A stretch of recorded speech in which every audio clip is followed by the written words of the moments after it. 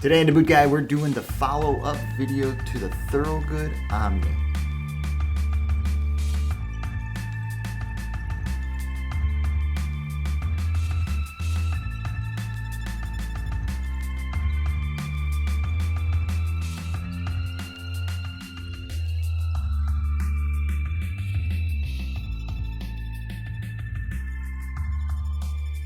So I really thought I was going to have a hard time putting this boot through the paces when I started to think about it, but through some pretty good scheduling and planning, I was able to land 2 really good days in an actual work environment.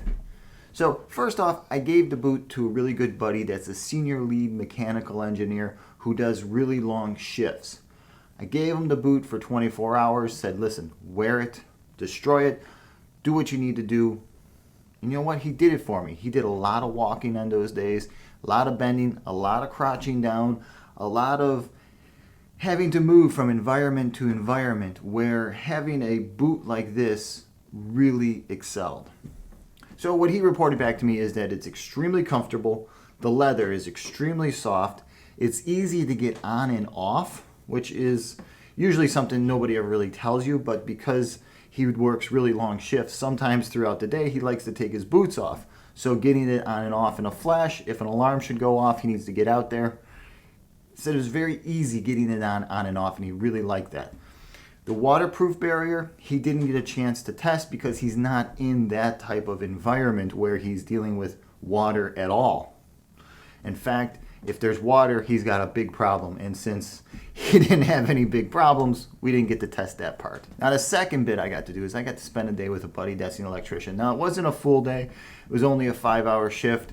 But I got to kind of be his, gopher monkey for the day. Up and down the ladder, holding conduit, pulling wire on one side, cutting lengths of wire. A lot of time on a ladder, a lot of time in and out and back to the van to get stuff, back to the truck to get stuff, picking stuff up, moving around a lot. My type of thing that I normally don't do in an environment that I'm not normally in, and I was extremely comfortable up and down the ladder.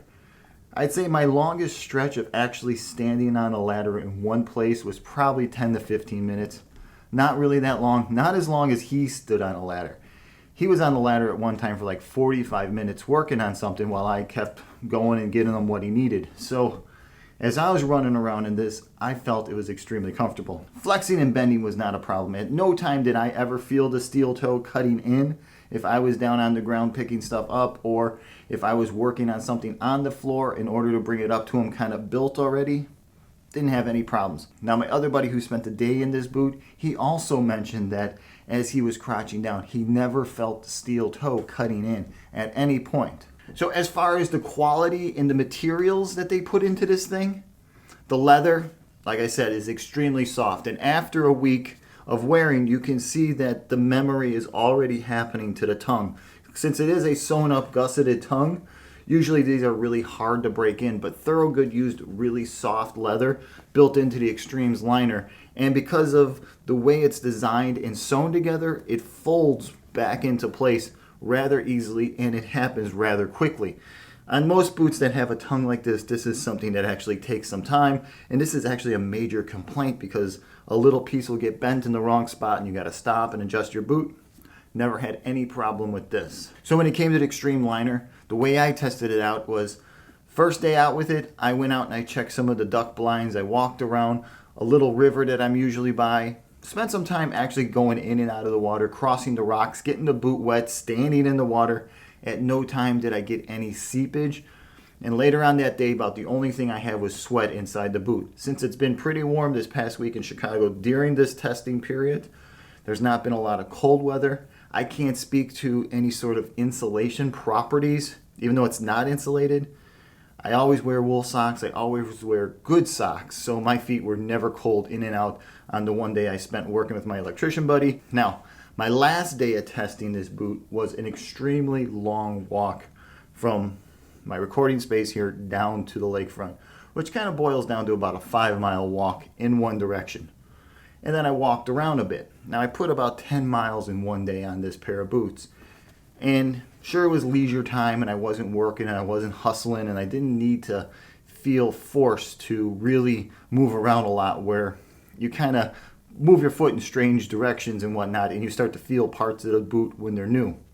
At no time did the boot ever feel like a new boot. From the day I put it on till today, it feels like it's something that I've owned a really long time. It's a really comfortable boot.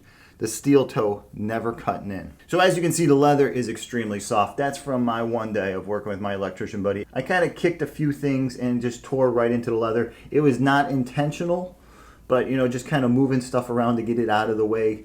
I think I kicked the ladder over a few times. So the leather's really soft on that side of the steel toe. So if you were to buy these as an everyday work boot and you were in the environment where you're going to be kicking things, you might want to put a toe cap over this, or something, that one of the products that you can cover up the toe with, tough toe or something like that, just to protect that really soft leather. Now, I wore this boot yesterday for close to 15 hours. I did not put it on the boot dryer last night at all. And the inside is still kind of moist. Now, I did not do anything to try to dry it out. I didn't pull my insole out. I didn't do anything. I just kind of took them off and threw them by the back door.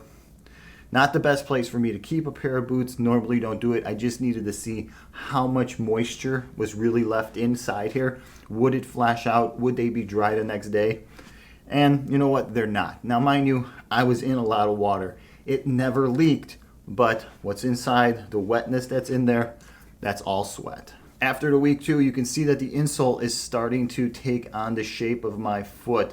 You can see where it's having that memory from the ball of my foot and my big toe and all my other toes. It's got some memory going on there. So the insole, not bad for being a thin little insole. Very comfortable, like I said before, with this super soft sole and this insole. You put these things together, it makes for a really comfortable boot. Now, size and fit, well, it's a 12D. It fit me perfect. My buddy who put it on for a day is also a 12D. It fit us both perfect. Now, a boot like this, I don't see this working out for everybody. I really don't. It's a really soft, cushiony, comfortable boot. So if you got to kick a shovel all day, this is probably not the best boot for you for that job. Not saying you shouldn't have one for the days when you're not kicking a shovel and you want to just have a comfortable boot on your foot with a steel toe. Great boot for that. But for actual shovel work, I don't know how this sole is going to hold up to it. There was no reason this past week for me to even break out a shovel or kick anything. There was no environment like that for me to go to. And just to take a shovel somewhere and start digging holes would really freak people out. Now, for the sole compound, when it comes to abrasion, stickiness, slippery floors and stuff like that, out of the box, it was a little slippery. Once I wore off that first cosmetic layer that usually most boots come with, and I got down to where the urethanes actually has some tooth to it from concrete and walking around, it was really sticky on a lot of surfaces. Now, my buddy who was inside a lot, he mentioned that when he went from room to room or from environment to environment, he never felt the boot was kind of sliding around on some of the smoother floors. He always felt very secure. He kind of compared the sole to the way a tactical boot feels. And he kind of compared the boot to that same type of tactical boot feel because it's soft and it's pliable and the sole is kind of sticky, doesn't make a lot of noise, it's not a squeaker. He said it was more like a tactical boot than it was a work boot.